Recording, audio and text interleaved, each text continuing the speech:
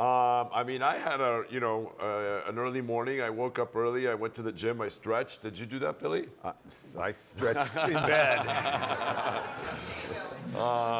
Good morning, everybody. Hope you're all well. The truth is that we did not prepare content for today. Wasn't 100% sure, what we were going to be talking about. So I think what Billy and I will just, I'd love Q&A. I'd love some questions and all of that stuff. But it's been a long time since Billy and I tell the story about how we started the agency. And we're asked it all the time. So probably a good place to start. What do you think?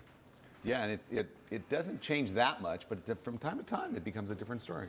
Oh my God, 12 years ago, 13 years ago, we were in Los Angeles. Billy had started a networking event that he used to get a whole bunch of real estate agents together. That's how Billy and I met. And we would share and talk about off-market listings, buyers, needs, wants, all of that kind of stuff. Best practices. Best practices. I never listened to that part. I know. Yeah.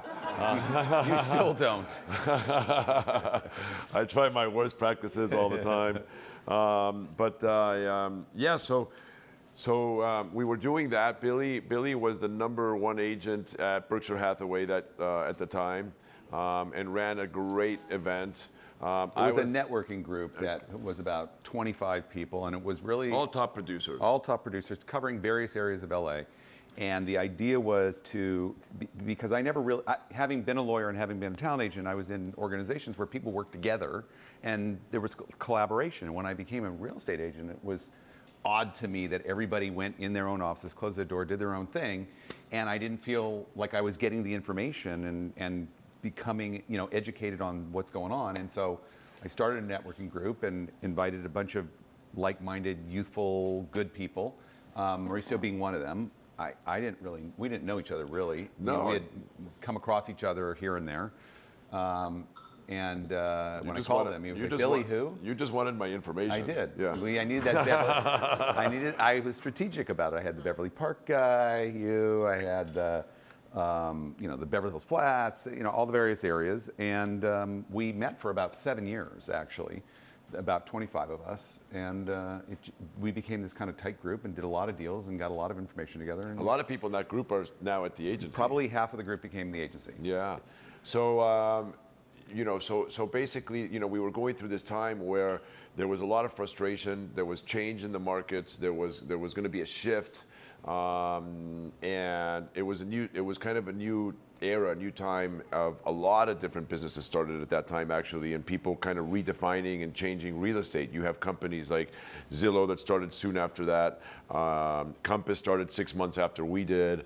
Redfin, all of these changes started to occur, which is actually kind of similar to what's happening right now, where I do believe there's going to be a paradigm shift, and we'll talk about that later in terms of where we're going in the future and all of that stuff. But I do believe there's going to be a paradigm shift in the real estate brokerage worlds with what's happening with NAR and all of that stuff. And the idea that we have to really look at is how do we evolve and how do we change and how do we take ourselves kind of like an out-of-body experience and kind of go to the top and look down at the industry and find the opportunities, the shifts, all of the stuff that's that's opportunistic. So anyway, going back to those days, there was a lot of that happening, and I was frustrated. I was frustrated with what was going on at my brokerage. Billy was frustrated with what was going on in his brokerage, and there was a lot of frustration. And I came up with the idea that I wanted to start, a real estate company, and I already had the name, but I didn't have the ability to do it by myself. And so I looked at the whole real estate community, and I thought to myself, well, who am I gonna, do this with? And I'm like, oh man, I'm gonna pick up the phone. I'm gonna call up Billy. He's organizing this network, and we're completely different, right? Like you and I could not be more different from that perspective. What I was looking for in a partner was somebody that was completely different than me, somebody that actually read contracts.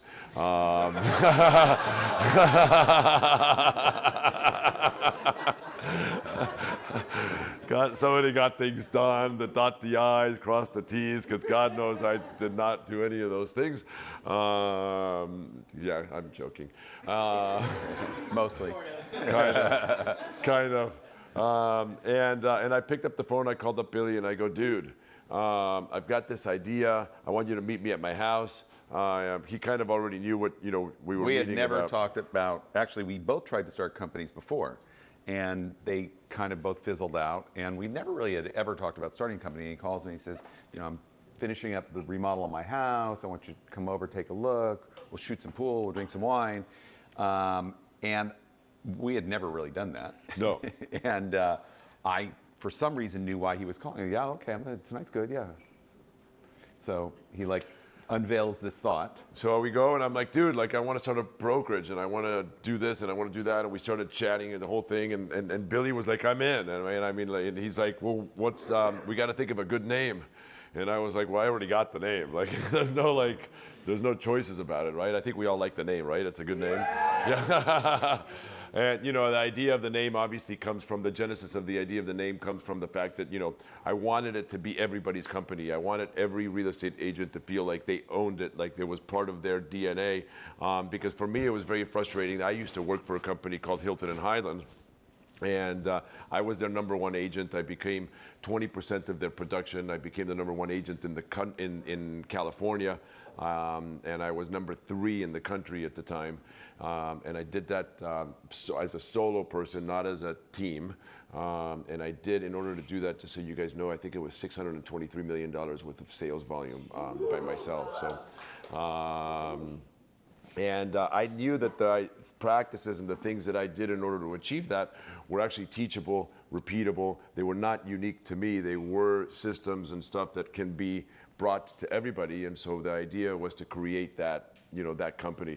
And then Billy and I started going through due diligence and putting together a pro forma and putting together a plan and starting to talk it. But we got very intense on it. We were manifesting when we were talking about it. You guys, a lot of you guys are starting your own brokerages. You've got your own brokerages and all of that stuff. But when Billy and I started, we literally manifested the names. And so our projections were not we're going to recruit 20 agents, but which 20 agents, and we actually wrote the 20 names on our business plan. Yeah, and we had them graded by likely, not so likely, they're coming for sure. Yeah, and we ended up getting 17 out of those 20, right? Yeah. Plus or minus that we started with. But we literally just manifested the exact business plan, right? Not put it out there with 5 agents or 30 agents or 5 per month or what that looks like, but rather what was the community and what was the exact team that we wanted to build and create. And then that's what we ended up, going, to do. We created, just so that you guys know, a 5-year business plan. And at the end of 5 years, we looked at it and we were within 2% of all of the projections of how many agents, how many offices, volume-wise, it was unbelievable. It was just one of those weird things, and that just doesn't happen, but it did, right? It was kind of cool. And we kept revising, and I think we had come together around Christmas time, and I think our plan was to launch in March, and March came around, and was let's keep working this more, and we're scheming, and we had a bunch of go no go decisions, right? Yes. Yeah. Bunch of go no go decisions, and then we got. I think we met Mike Leap. No, we had not met Mike Leapart. I found out that the Ritz-Carlton residences in LA Live at AEG were going to be putting out an RFP for the project, and I said to Billy, I go, Billy, we're gonna let's go pitch AEG. But we're going to pitch them as the agency, and we didn't even exist, okay? So, and we created a little, pitch, and we're like, hey, we're going to sell your units, and we're going to do it differently, and we're going to go to 224 residences. I think it was $475 million worth of real estate that was going to be sold. I don't read contracts, but I'm really good at remembering numbers. It was $475 million worth of real estate that was available to sell. And we literally went in there and we put together a pitch that was Rose and Chang plus Mauricio Umansky equals the agency, but we don't exist yet. And we're going to be selling your residences as the agency, and it's a company that does not exist yet. But we're going to crush it, and we're amazing, and we're going to do extraordinary things. And our pitch pack was 3 pages. Yeah, I think that the cover page was one of the 4. Yeah. And it was, we were just making stuff up. Here's how we're gonna, we thought we were great salespeople and great marketers, and here's how we're gonna make it happen for you. Right. And so we pitch, we leave, and all of a sudden we get called back into the For a callback, second for a callback, meeting. right? For a second meeting, and we're going back there, and they put us in a big, huge conference room like this with a big table, and they've got a whole bunch of books lined up on the table, and they're sitting on one side of the table, and they sit us on one side of the table, and it was Sean D, and it was Tim Lewicki, and it was all of the CEOs, and they're looking at us, and they're like, well, this is all of your competition's RFPs, and they're literally like Bibles and encyclopedias. And then there's here's yours, and it's flutters down to the table. And they say to us, we have no idea why we're doing this, but we want to go with you. When do you guys start the agency? And we literally looked at each other, and we're like, Tuesday. Monday was Labor Day. Monday was Labor Day. And it was a Friday, and we went up to a place like this, WP24, to have drinks, and we're like, all right, so we're starting Tuesday, Kimosabe. We need to get an office over the weekend. We need to tell our brokers that we're leaving, our respective agencies. We need to go move out. We did all of that over the weekend, and on Tuesday we were in our new office with plastic rental chairs and plastic tables, and we started the agency that day. We worked out of this little conference room. They had left this one conference table, so we all sat around that with our folding chairs and our cell phones, and over time we started to get desks. And I remember when we had gone into our various brokerages and let them know, and I had told Tom Dunlap, who was the sales manager at Berkshire Hathaway, and I guess he held a meeting for everybody there later that day, and said we were leaving because we were the biggest agents in the company at the time. And one of our friends, top agent Jeff Cole, calls up and he says, we just had a meeting and they said you guys were leaving and you're starting a company. And I said, I know, it's really scary. It's kind of like having a party and you don't know if anybody's going to show up. And he said, I want to be invited. And he became our first agent, and it just kind of he moved out without knowing anything. No. He's like, I hear you guys are starting, and he grabbed this shit and he put it in a box. He had no idea where he was showing up on Tuesday, but he was in. Is that my folding chair? Yeah. And he's still in. It's pretty awesome. Yeah. So here we are now with all of you guys in Austin celebrating our forum. You guys are all going through openings and doing stuff. And, we're doing our grand opening now here in Austin. And it just continues to get repeated. And it's a beautiful thing. And, one of the things that I find to be the best part about the agency is the people, the culture, the family, the vibe that we've all created. And, we're about to go into an extraordinary week. Some of you guys have been at the agency forum before. Some of you guys have not. It's a really extraordinary week. The idea is to really tap into the mind, body, and soul, to have a lot of fun, to learn, to party together, to enjoy each other, to network, to make business, to improve as a human being, right? To get better and to hopefully come up with some ideas, because again, our industry is in a very interesting place, and we can decide to not talk about it and kind of pretend it's not in a weird place. It is in a weird place, and I think that really what we need to be doing is figuring out over the next week and some of these discussions that we're going to be in, what do we need to do and how do we need to get in front of it? Because when recessions happen, when there's issues, the industry is not going away. Okay, we're still going to be buying and selling houses. People are still going to be buying and selling houses from real estate agents. Okay, there's going to be a shift. But in a recession, the only thing that happens is that there's a shift of money that transfers from one place to another place. That's what a recession is, right?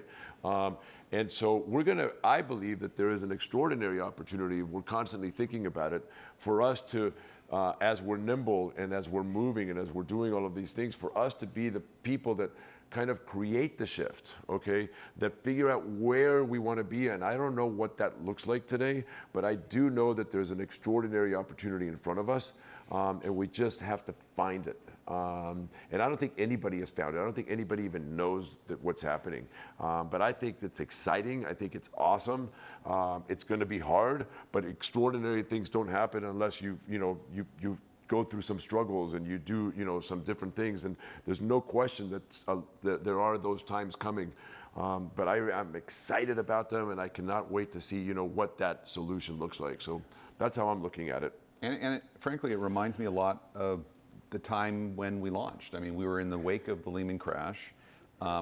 Sales had really diminished at that time.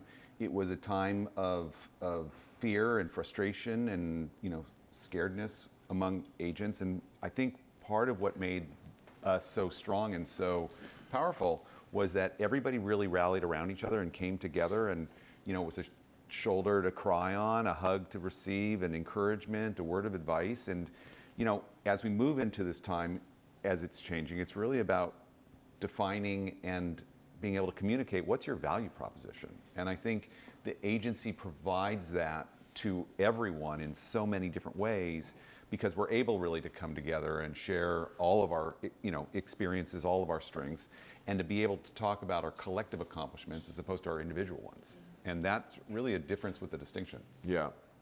So where are we going? Where do I see the future right now? The agency, I know I've talked to a lot of you guys, but it's a global boutique luxury real estate firm, right? And that's what keeps me up at night, is maintaining the boutique family lifestyle as we continue to grow. And it's events like this that help maintain that boutique, unique lifestyle as we continue to grow. And there's so many people in this room that are, have traveled and go to a bunch of the different grand openings all around the country to support each other. And it's a beautiful thing. And we end up developing an extraordinary bond. And we learn and we create, and it's just an absolutely amazing thing. So the future is just continuing to open, continuing to be in great global markets, but maintain, that, boutique luxury vibe, feeling. And we need to continue to find great people. One of the things that you guys need to know about the agency, and we've found great partners here in Austin, and we're so thrilled to have you guys as our partners, is we open real estate brokerages not necessarily based on the location or the market, but rather the people that we find. And then once we find great people, then we look at the market and see if it's a market that we want, to be in. So the key is the people. And the key is the people that are here. The key is the people that you guys are going to meet and see and be with over the next 3 days. The next 3 days are going to be extraordinary. They're going to be so much fun. But that, at the end of the day, is what the future of the agency has to continue to do. And that's why we also limit the amount of offices we open on a monthly basis, so that we can continue to deliver great service, do it slowly, but continue to grow. And as we grow, I think it's important, because as we're building the network, it gives you guys an opportunity to get listings, right? When you go out there and you're pitching, the idea is to what are we pitching? We're pitching a global luxury real estate boutique, right? We're pitching the fact that we can sell and market your properties all over the United States, Mexico, Canada, Europe, the Caribbean, et cetera, et cetera. And that gives you an opportunity to, and you do that through a connection of people and an amazing network of people, right? Versus just, putting it out there and you don't know who your counterparts are at different places, at different cities. I think one of the most beautiful thing about the agency is the referral network. These next 4 or 5 days that you're going to get, and I know that. I mean, the people in this room alone, I know for a fact, have referred so much business to each other. I'm looking around the room already over the past 2, 3, 4, 5 years. We have referred billions of dollars in this room already. And it's a beautiful thing. And that's what we need to just continue to, work on and make your continuous networks. Yeah. Yeah, and I think, while obviously we have ideas on places and ways that we'd like to expand and grow, and it really, in the end, is really all about the community. It's like the tribe, and it's not just us; it's everybody in here and everybody else at the agency, because it's like-minded souls that are attracting one another, and what we're putting out is what is coming back to us, and it's really about people who, like you all, really give a shit and care about and are proud of what the agency is and what it's becoming and who it will be and who will get to join. I was speaking with someone last night who was saying, you know, you need to be, it's Brunello. That's a nice shirt.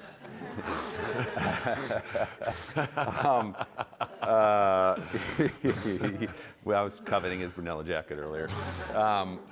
It's really about, you know, somebody was saying to me, you know, you should be in this market, you should be, and I know these people here, and it's really about, you know, bringing in the right people, and without that, we'll never really maintain the culture. We won't really feel that connectedness, and we'll not really retain that vision of who we are and that reputation that we've achieved as a result. Look, I've got content for 3 days worth of stuff. I'm trying to save it for the forum, so I don't want to go there. Does anybody have any questions that they'd like? Yeah. Oh, Anna? Yeah. You guys have done a great job explaining, you know, the importance of culture and people, and I think probably around the room, a lot of people join the agency because of the culture and because of the other people. As I think we just surpassed our 100th office, or about to get our 100th office. You know, other than really doing a great job, you know, vetting the people that are coming in, as we grow and become, you know, more national and more global, how do you guys envision, what things can we do to ensure that, you know, this great culture is maintained? Yeah, I think it's a lot about what we've been talking about, right? It all starts with the people. We need to pick great partners, and our partners need to be, you know, aligning themselves around the country with great people. And, you know, it goes back to our rule number one, right? Like the no asshole rule. But, you know, and that's all about the people, right? And it's just, we have to just continue to build best in class, surround yourself with, you know, amazing people. And that's how I mean, look, the culture of a company has to do with the people that work at the company. The culture of a company is the personality of the company, and a combination of the personalities of everybody in the company, right? And all of that gets into one place. We have common personalities, and that is the culture of the company. That's what culture is. That's what culture stands for. I remember back in the, what's her name? Arianna Huffington? Is it Arianna? I remember back, I don't know, about 10 years ago, Arianna Huffington was hosting an event. It was the luxury real estate, Inman luxury real estate event in Beverly Hills. It was at the Beverly House. And there was just a few people. She was holding a luncheon, and it was about 8-9 years ago, and she was talking about culture. And culture became kind of a popular word about 8-9 years ago, right? It was not a very popular way of describing a company and all of that stuff, and people didn't really understand it. And I remember she's talking about it, and there was a Q&A, and it was very funny. One of the presidents of Coldwell Banker, I think it was, I'm pretty sure it was Coldwell Banker, right?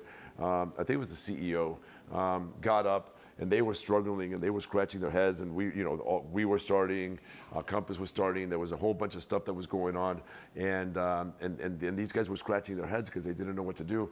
And they got up, and they said to Arianna, she goes, "Well, how do you what is culture? How do you describe? How do you create culture?"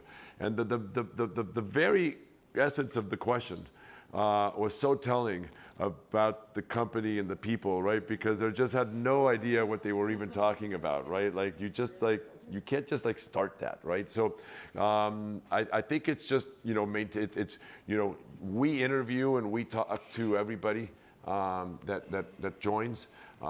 We don't just sign people up, you know.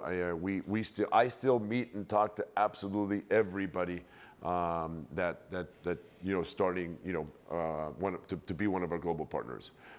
It doesn't happen without that. And I think that even though that slows some things down, it's the way that, you know, we're able to make, you know, to continue. I think we're about to open our 100th office on Tuesday. We're announcing it. It's going to be Portland. And out of 100 offices, I mean, I'm just going to be honest with you. I think that we've got, you know, 96 amazing partners and 4 mediocre partners, right? And that is a really great percentage. That's an amazing percentage. You guys can all scratch your head and try to figure out which one's the 4. Nobody here. Nobody here. None of the 4 are in here.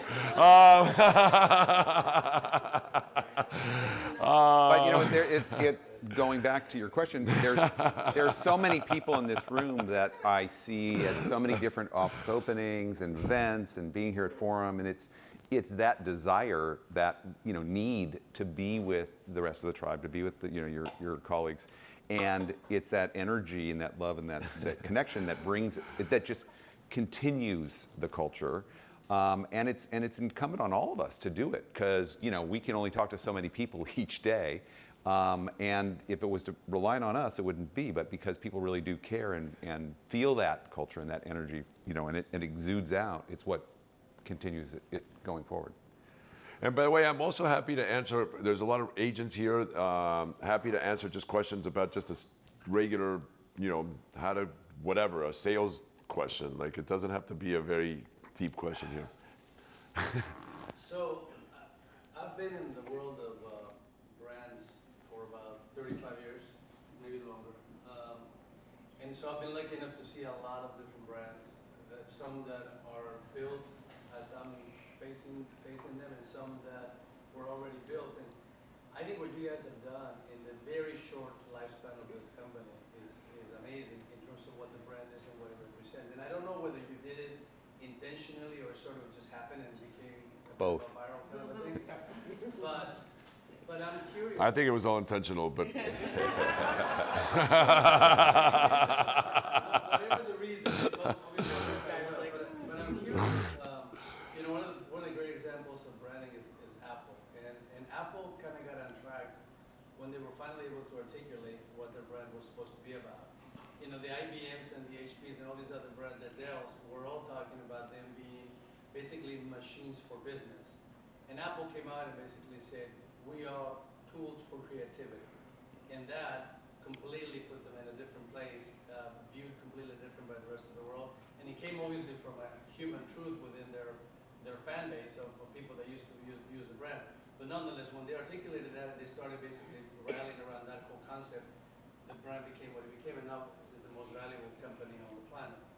What's the equivalent for you all if you already have sort of figured that out, and how do you articulate today what makes the agency so unique if we use an example like Apple?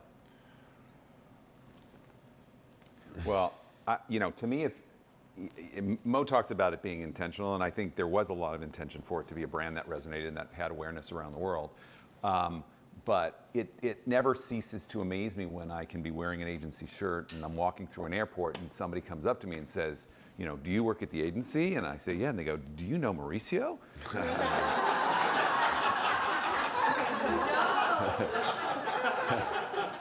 And look, I think that we've been blessed and lucky, and I remember when we started, we were just in our second month, and Mo had said, so by the way, my wife's going to be on this reality show.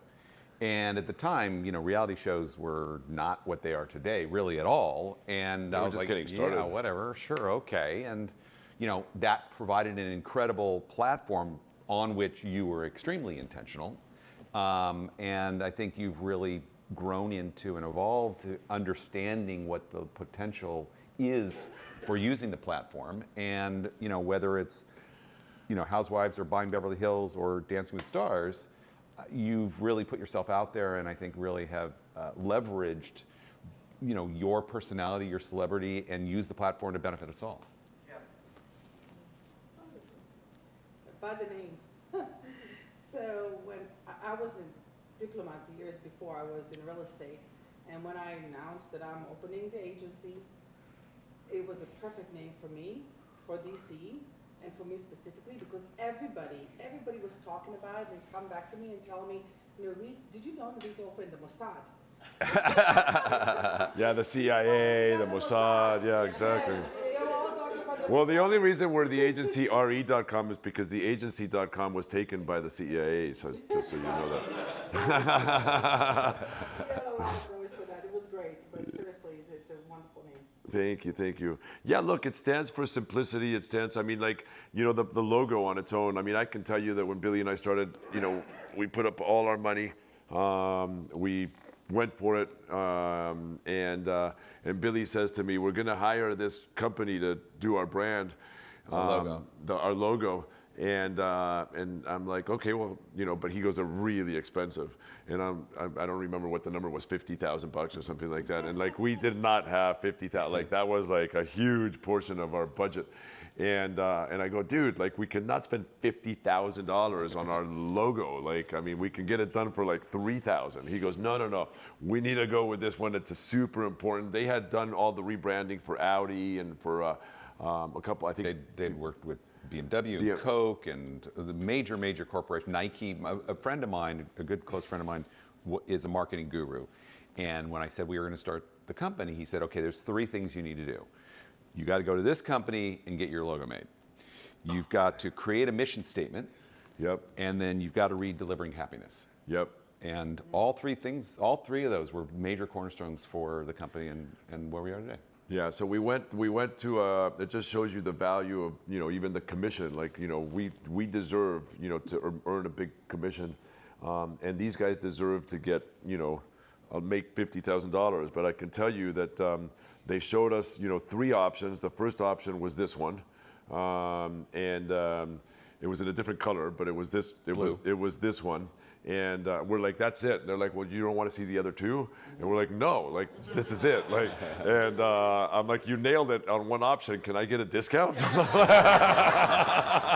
I'm like, is that worth $50,000? They're like, well, if I nailed it on option 1, I should probably be worth more, right? Like, but yeah, so we changed the color, and that's pretty much all we did is change the blue to red. And our red is a red, actually, believe it or not, that this creative agency actually like created. It actually was not a red that was in the Pantone book. So it's a new red that, you know, that Called was, Agency Red? that was created for us, which is kind of cool. And all of that care and all of that stuff is what, you know, built, you know, this brand and this simplicity. And when we talk about the water, and I doubt this was it, but just so you guys know, like, how intense and intentional we are about everything. You know, we wanted to brand everything, right? I was going to be on Real Housewives of Beverly Hills. I was going to be on a reality show. I told my wife, there's no way I'm putting myself on television unless I'm taking advantage of this for business. Like, this is 100% a business play for me. So I needed to have merchandise. And I came from fashion. I was a merchandiser before, so that's what I used to do before I was in real estate. And I was like, all right, we're gonna make hats, and we're gonna make t-shirts, and we're gonna get water, and we're gonna have product placement everywhere, right? And so we did the water, and I remember the water company came in. I don't know if you remember this. The water company came into the conference room, and they had 40 different types of water, okay? Like, literally like 40 different types of water. And I'm like, I had no idea that there are 40 or 100 different types of water. And they have different pH balances and this and cost and all of this stuff and et cetera, et cetera. I'm like, holy shit, how are we gonna pick this water? Well, we sat there and we did a tasting of 40 different kinds of water. And what we did, is we actually put the different waters in brown paper bags, because I realized that some waters were, you know, $5 a gallon, and some waters were 22 cents a gallon, and et cetera, et cetera. So I didn't want to pick the water based on the price. I wanted to pick it on best flavor. So we started to do this tasting. So we narrowed it down to, I think it was 4 or 5 or something like that. Put them in a brown paper bag, tasted all of them. We picked like 2 that tasted the best out of all the different 40 waters, and then we went with the cheaper version of the 2 that tasted the best.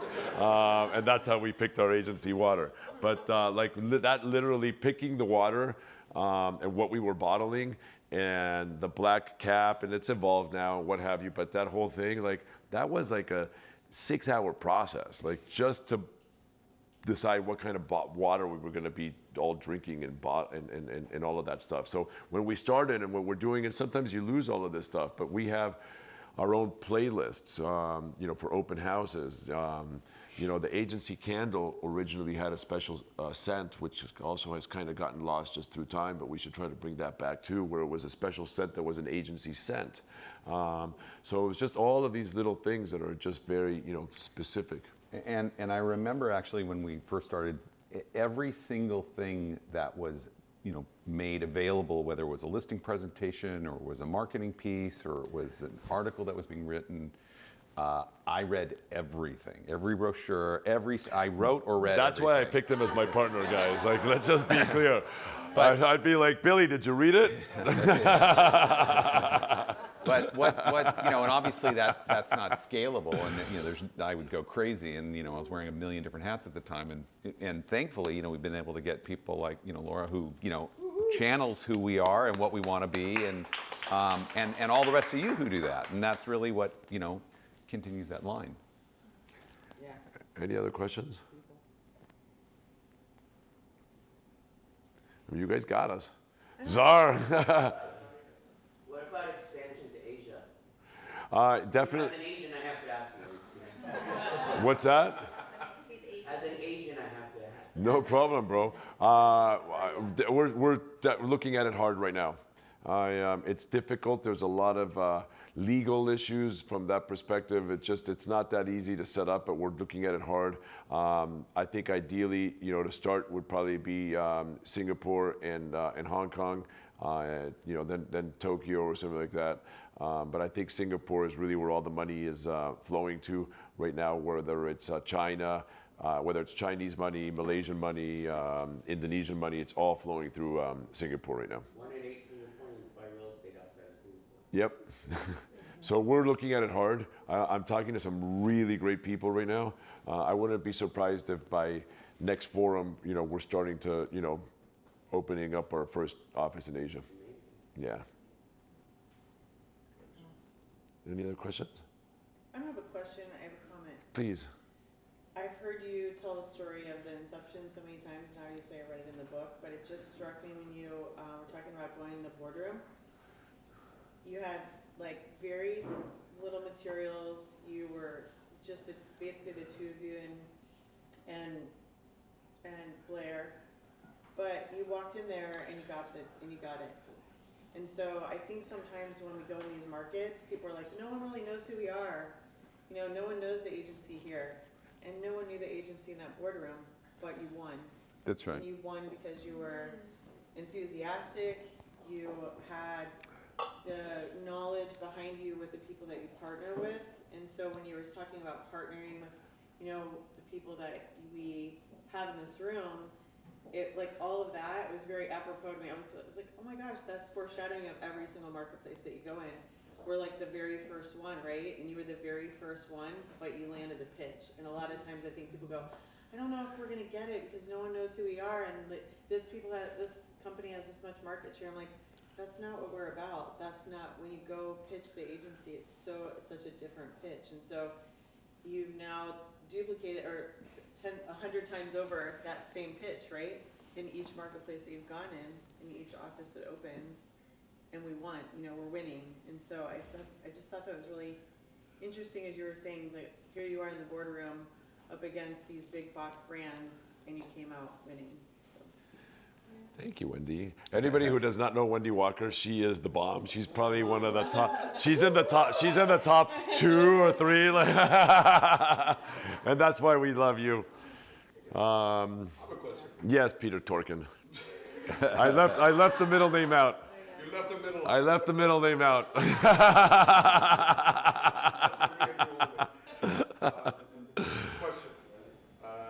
Did you enjoy the journey from the beginning until now?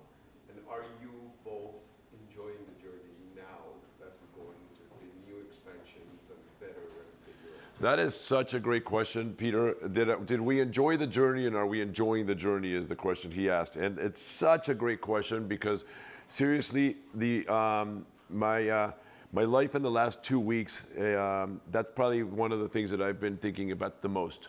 And thinking about the journey and thinking about, you know, and again, I've started to think, as you've heard right now, where my brain is, what is happening in this paradigm shift? How do we do that? You know, what's going to change? And I can tell you that from my perspective, it's all about the journey. It's not about the destination, and it's not about, you know, the success. It's not about the finish. It's about the journey. And I have enjoyed the journey more than anything in the world. I am continuing to enjoy the journey. You know, the journey has amazing moments, has difficult moments. It has moments of stress. It has moments of happiness. It has moments of success and failure.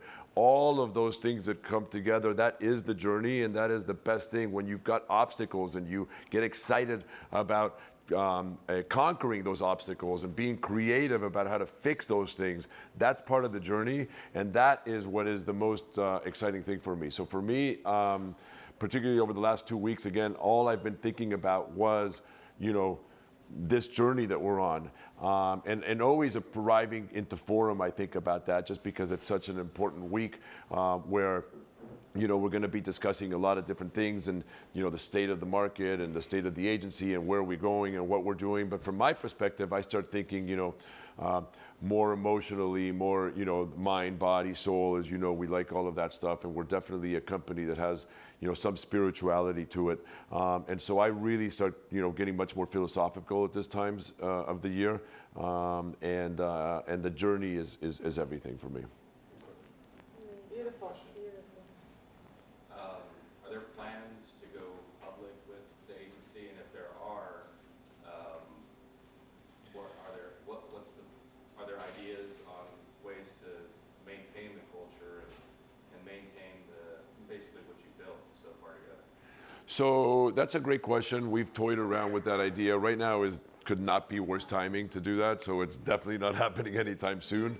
But it's look, there's a big part of Billy and I that we'd like to give back to everybody that has participated and helped us grow at the agency, everybody.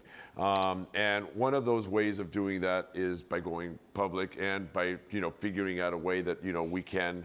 And it's very difficult from a legal perspective, just so that you guys know, but to sell shares to everybody in this room and everybody at the company, and to allow you and also have options. We've set aside actually quite a bit of shares that are for everybody in the agency that are banked. But it's complicated. I don't have that answer. I think that it's a possibility. In terms of how to maintain the culture, you just have to stay true to yourself. You can't lose that. You cannot go red tape. Obviously, as we grow and as we become a bigger company, we have to have some structure.